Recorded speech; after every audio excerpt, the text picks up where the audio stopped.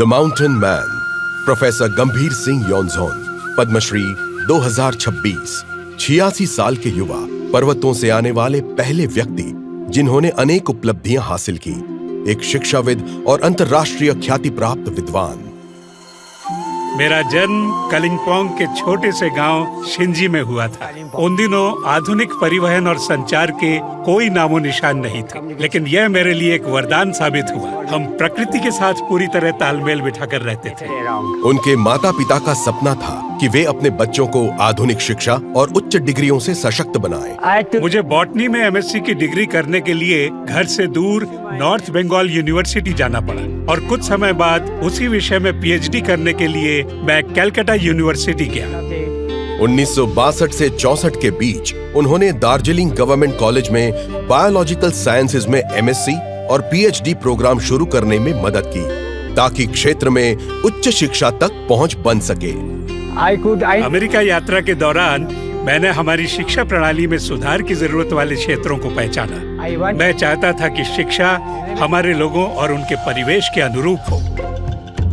दार्जिलिंग पर्वतीय क्षेत्र में शुरू किए गए वन संरक्षण आंदोलन के दौरान मैं सबसे कहता था, हिमालय को बचाना यानी भारत को बचाना। हमने भारत सरकार से भी अनुरोध किया और हम 2 राष्ट्रीय उद्यान बनवाने में सफल हुए, जिनमें से एक है सिंगलीला राष्ट्रीय उद्यान और दूसरा है न्योरा वैली राष्ट्रीय उद्यान, जिन्हें पूर्वी हिमालय में बायोस्फीयर रिजर्व घोषित किया गया है। 1985 में उनके पिता ने कालिम्पोंग के सेंगेपुंग में गांव के पहले प्राथमिक विद्यालय के लिए जमीन दान की, जिसे 2014 में उच्च माध्यमिक बनाकर उनकी मां के नाम पर चंद्रमाया नाम दिया गया।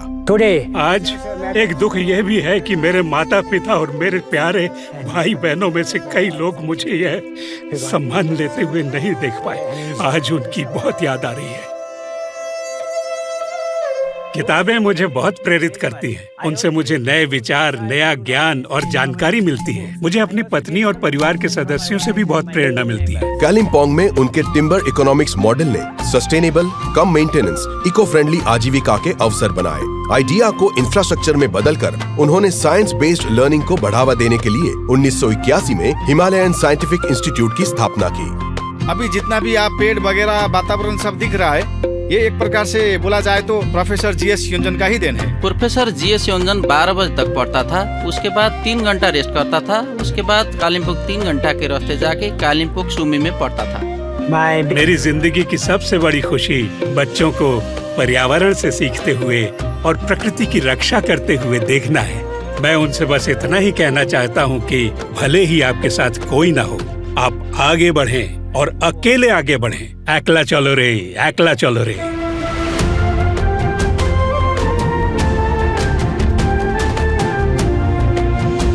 प्रोफेसर गंभीर सिंह योंजोन, पद्मश्री 2026। कोटि कोटि नमस्कार।